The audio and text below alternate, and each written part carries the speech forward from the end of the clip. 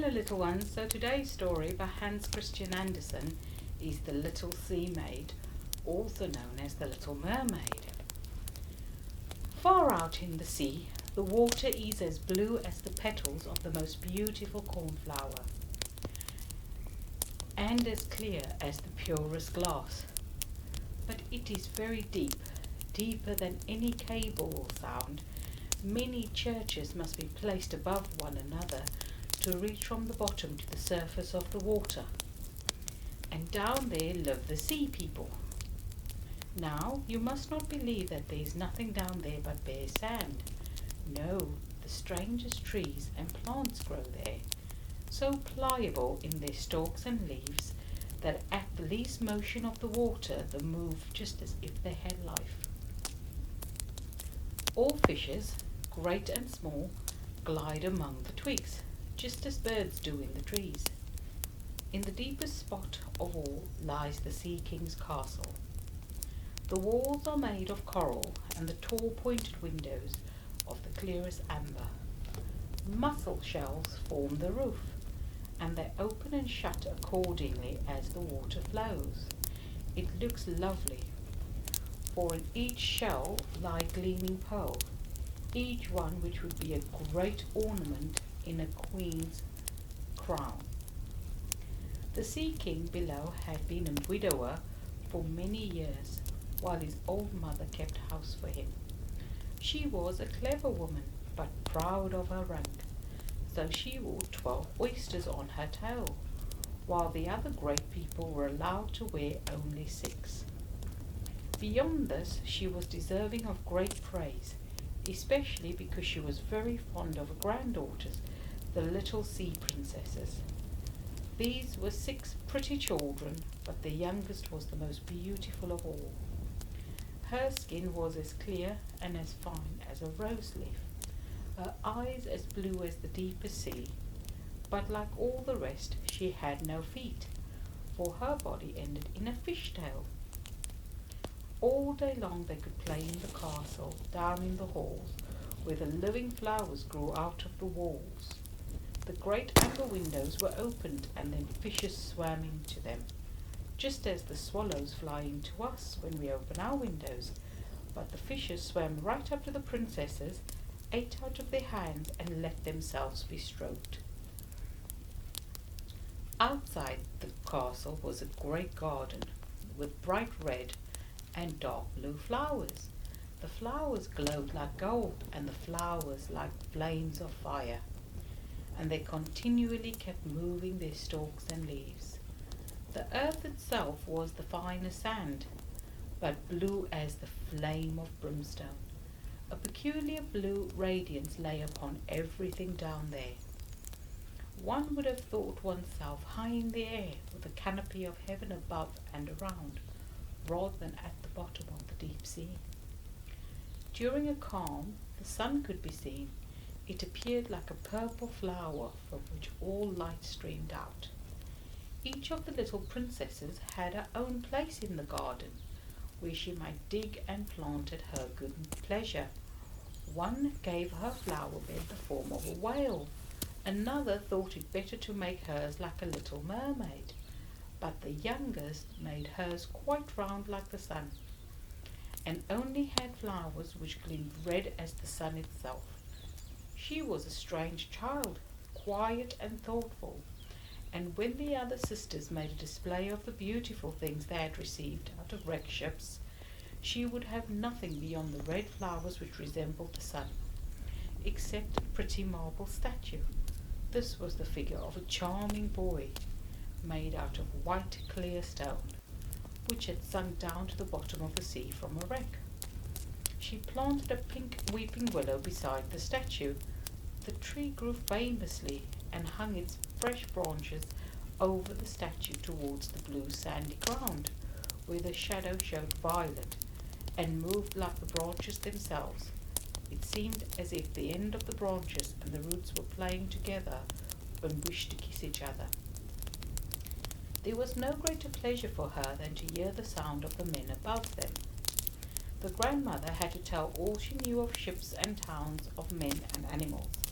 It seemed particularly beautiful to her that up on earth the flowers shed fragrance, for they had none down there at the bottom of the sea, and the trees were green, and the fishes that one saw among the trees could sing so loud and clear that it was a pleasure to hear them. What the grandmother called fishes were little birds, otherwise they would not have understood her, for they had never seen a bird. When you have completed your 15th year, the grandmother said, you shall leave to rise up out of the sea, to sit upon the moonlight in the rocks, and see the great ships sailing by. Then you will see forests and towns.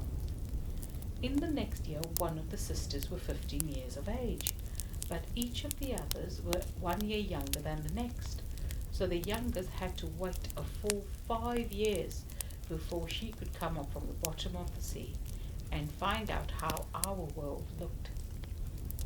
But one promised to tell the others what she had seen, and what she had thought the most beautiful on the first day of her visit, for their grandmother could not tell them enough.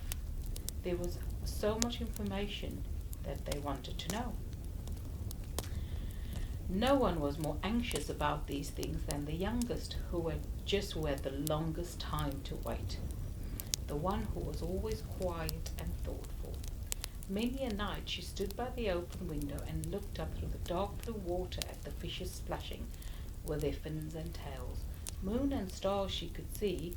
They certainly shone quite faintly, but through the water they looked much larger than they appear in our eyes.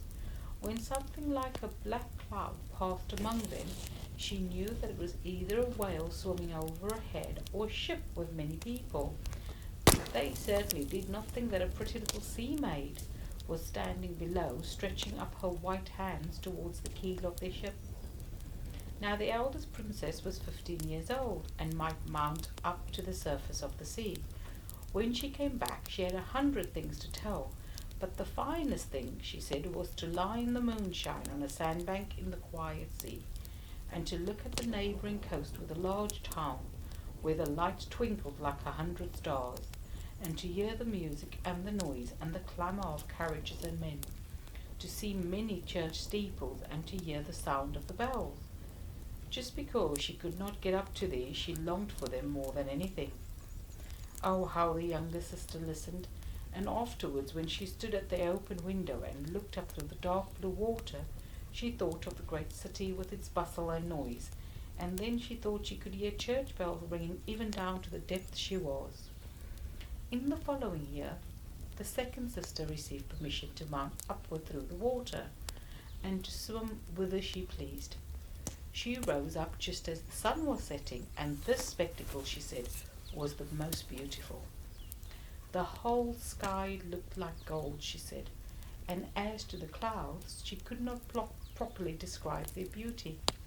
They sailed overhead, purple and violet coloured, but far quicker than the clouds flew a flight of wild swans, like a long white veil over the water towards where the sun stood. She swam towards them, but the sun sank, and the sun set and faded on the sea and in the clouds. In the following year, the next sister went up. She was the boldest of them all, and therefore she swam up a broad stream that poured its waters into the sea. She saw glorious green hills clothed with vines, palaces and castles peeped forth among splendid woods. She heard how all the birds sang. The sun shone so warm that she was often obliged to dive under the water to cool her glowing face. In a little bay she found a whole swarm of little mortals. They were quite naked, and they splashed about in the water. She wanted to play with them, but they fled in a fright, and a little black animal came. It was a dog, but she had never seen a dog, and it barked at her so terribly that she became frightened and swam out to the open sea. But she could never forget the glorious woods, the green hills, and the pretty children, who could swim through the water, though they had no fishtails. The fourth sister was not as bold. She remained out in the midst of the wild sea, and declared just there it was the most beautiful. one could see for many miles around. The sky above looked like a bell of glass. She had seen ships, but only in the far distance. They looked like seagulls. The funny dolphins had thrown somersaults, and the great whales spouted from their nostrils, so that it looked like hundreds of fountains all around. Now came the turn of the fifth sister. Her birthday came in the winter, and so she saw what the others had not the first time. The sea looked quite green, and great icebergs were floating about. Each one appeared like a pearl, she said, and yet was much taller than the church steeples built by men. They showed themselves in the strangest forms and shone like diamonds. She had seated upon one of the greatest of all, and let the wind play with her long hair, and the sailing ships tacked about in great alarm to get beyond where she sat. But towards the evening the sky became covered with cloud. It thundered and lightened, and the black waves lifted great icebergs high up, and let them glow in the red glare. On all the ships the sails were reefed, and there was fear and anguish. But she sat quietly upon her floating iceberg, and saw the forked blue flashes dart into the sea. Each of the sisters, as she came up for the first time to the surface of the water, was delighted with the new and beautiful sight she saw. But now they had permission as grown-up girls to go whenever they liked. It became indifferent to them. They wished themselves back again, and after a month had elapsed, they said it was best of all down below, for one felt so comfortably at home. Many an evening the 5 sisters took one upon another by the arm, and rose up in a row above the water. They had splendid voices, more charming than any person could have, and when a storm was approaching, so that they might expect that ships would go down, they swam before the ships and sang lovely songs, which told how beautiful it was at the bottom of the sea, and exhorted the sailors not to be afraid to come down. But they could not understand the words, and thought it was the storm sighing. They did not see the splendours below, for if the ship sank, they were drowned, and they became as corpses to the sea king's palace. When the sisters thus rose up, arm in arm in the evening time, through the water, the little sister stood all alone looking after them, and she felt as if she must weep. But the sea maid has no tears, and for this reason she suffers more acutely. "Oh, if only I was 15 years old," said she. "I know I shall love the world up there very much, the people who live and dwell there." And at last she was 15 years old. "Now, you see, you are grown up," said grandmother, the old dowager. "Come and let me adorn you like your sisters." As she put a wreath of white lilies in the maid's hair, but in each petal was a flower, was half a pearl, the old lady let 8 great oysters attach themselves to the princess's tail, in token of a high rank. "Oh, but that hurts so." "Yes, one must suffer for the sake of rank," said the old lady. Oh, how glad she would have been to shake off all tokens of rank and lay aside the heavy wreath. Her red flowers in the garden suited her better, but she could not help it. "Farewell," she said, and then she rose, light and clear as a water bubble through the sea. So now, little ones, we're going to have to wait and see what happens next.